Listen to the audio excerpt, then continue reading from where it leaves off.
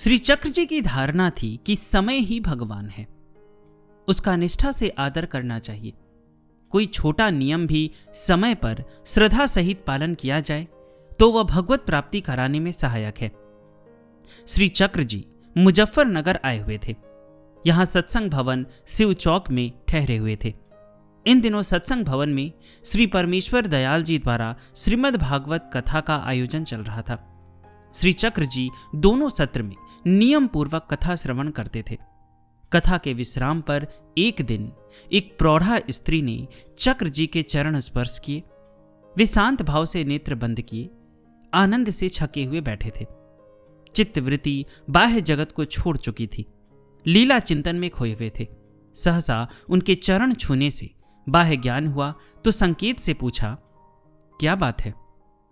प्रौढ़ा स्त्री ने अनुरोध और आग्रह पूर्वक निवेदन किया, मुझे भगवान के दर्शन करा दीजिए।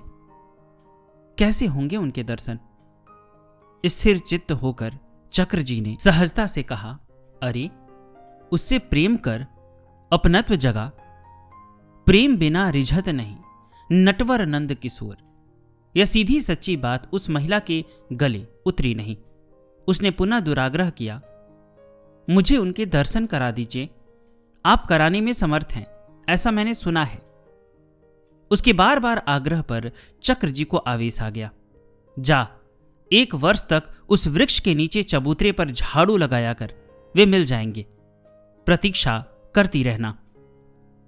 उसने उनकी बात मान ली और नित्य नियम से झाड़ू भी लगाने लगी। श्री चक्र जी वृंदावन चले गए।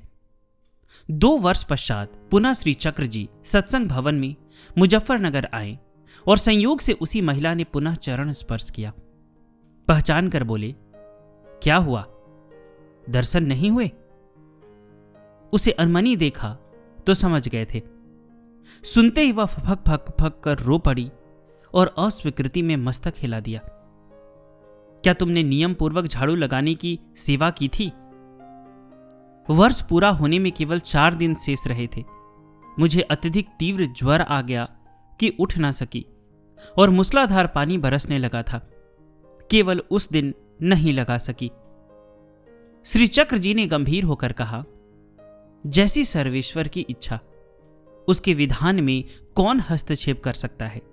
अरे वही दिन तो था तेरी निष्ठा और परीक्षा का और तुझे दर्शन देकर कृतार्थ करने का। मैंने कभी असत्य भाषण नहीं किया जीवन में। जब नियम ही टूट गया तो मैं क्या करूं? समय और नियम भी उनका स्वरूप है। सूक तीर्थ का भावराज्य।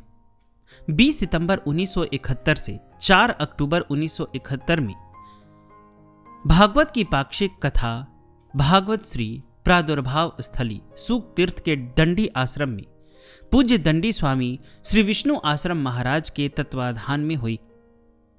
पूरे भारत से मूर्धन्य संत पधारे थे। अनंत श्री स्वामी अखंडानंद जी महाराज कथा के प्रवक्ता थे। इनकी कथा में तो ज्ञान भक्ति आनंद की ऐसी त्रिवेणी उमड़ती कि उसमें अवगाहन को दूर दूर से श्रोता आए थे। कथा क्या थी?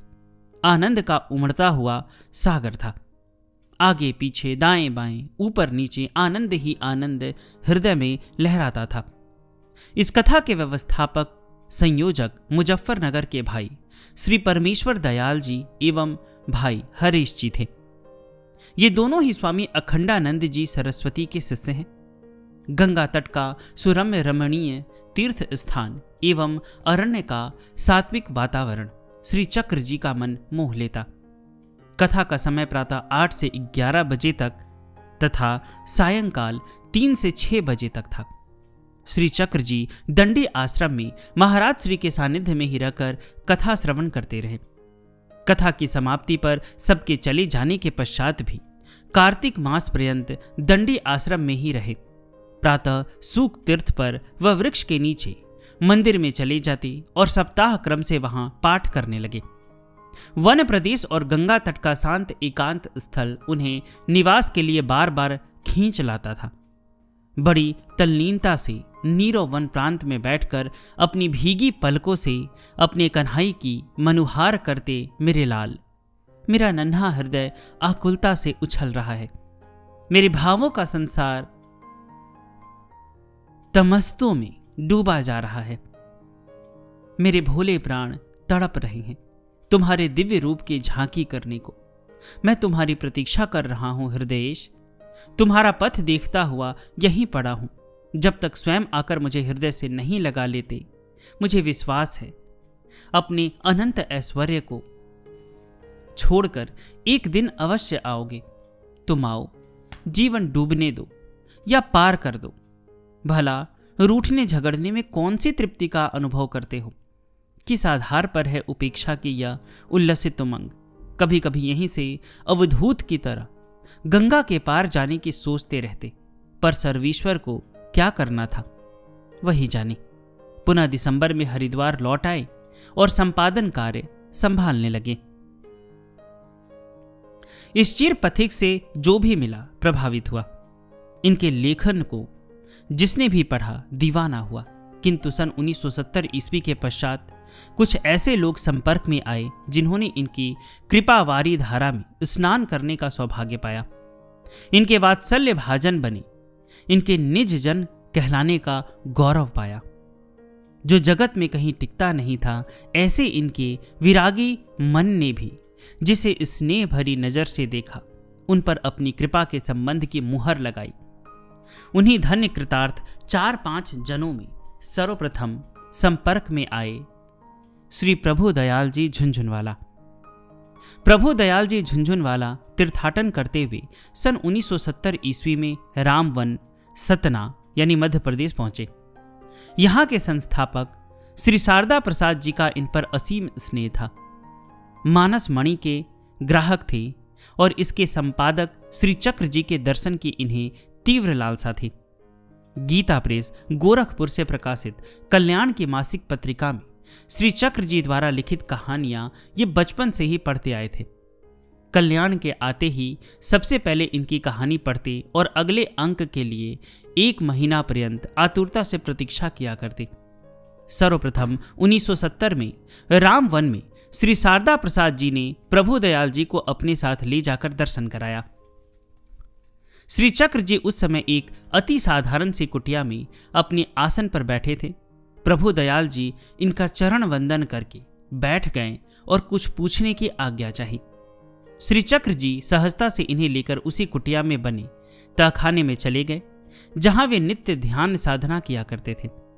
स्वयं अपने आसन पर बैठकर एक आसन प्रभु दयाल जी को बैठने को दिया और उनके बैठ जाने पर बोले, क्या पूछना चाहते हो? व्यक्ति को कैसे ज्ञात हो कि साधन पथ पर उसकी प्रगति हो रही है, अर्थात उसके अंतःकरण को प्रभु ने अपना आसन स्वीकार कर लिया है।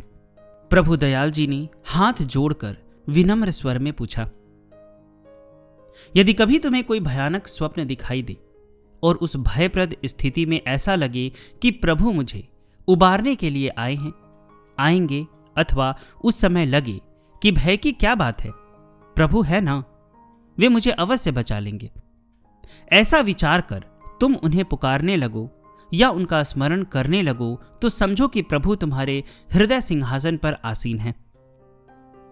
प्रभु दयाल जी को इस समाधान से संतोष हुआ।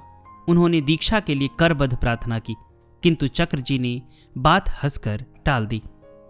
बाद में एक बार चाकुलिया पधारने की पुनः प्रार्थना की, किंतु फिर बात टल गई।